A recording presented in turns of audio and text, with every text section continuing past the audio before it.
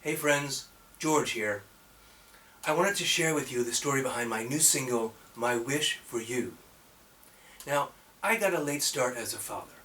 My first child, a girl, was born 11 years ago when I was 50 years old. At the time, I was already planning to transition from my career in finance to be a full-time dad and focus on my creative pursuits. I had started writing my first novel, and I was always carrying around a notebook and a pen to jot down ideas and images on the fly. But at the time, I had not written a new song in over 20 years. It was a hot summer day in August 2012, and I was walking back home from the hospital after witnessing the miraculous birth of my daughter that morning. Needless to say, it was an emotionally overwhelming experience. Halfway home, with my head and heart swirling, I received a download, and the chorus for what eventually became My Wish for You arrived almost fully formed. I pulled out my notebook and jotted down the lines. I still have the paper to this day. Much to my wife's annoyance, I never throw anything away.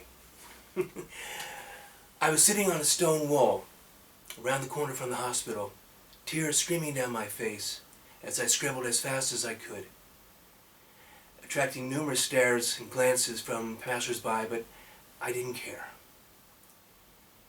10 years later, I was writing songs for the Songs for Grown-Ups EP, and I decided to revisit these lines and finish this song. I imagined a scenario in which a father is snuggling his newborn daughter and expressing his hopes for her life.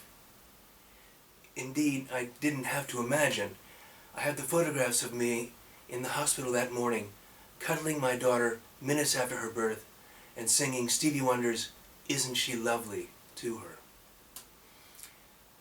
I knew I already had most of the chorus with its recurring may you, may you, may you, and I decided this would become the main feature of the song, along with the hook, that is my wish for you. I started jotting down lines of what I would wish for my daughters. By now I had two. Turning for inspiration to F. Scott Fitzgerald classic Letter to His Daughter, in which he advises the 11-year-old girl on things to worry about and things not to worry about. I then continued making a laundry list of wishes until I had almost 100. Then I crafted them into rhyming couplets, paying special attention to their emotional impact, rhythm, and overall singability.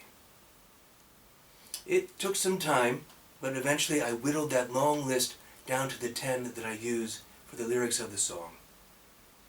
The rest of the wishes I set aside for another day and for another song. Hope you'll enjoy it. Thanks for the ear time. Cheers.